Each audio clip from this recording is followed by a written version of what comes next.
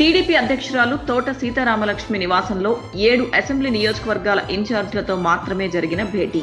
పవన్ అర్ధాంతరంగా వెళ్లిపోవడంతో తీవ్ర అసహనం వ్యక్తం చేస్తున్న టీడీపీ నాయకులు.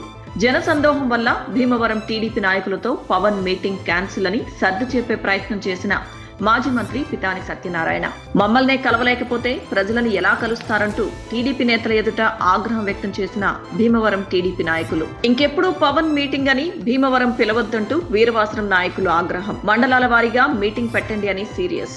పార్టీ నాయకులపై ఆగ్రహం వ్యక్తం చేసిన టీడీపీ పోలిట్ బ్యూరో సభ్యుడు పితాని సత్యనారాయణ.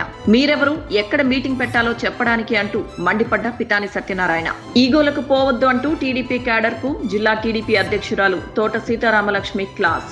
జన ప్రభావం వల్ల పవన్ వెళ్లిపోయారు, ఇక్కడతో అయిపోలేదు, ఆగ్రహం చెందవద్దంటూ సర్ది చెప్పిన తోట సీతారామలక్ష్మి.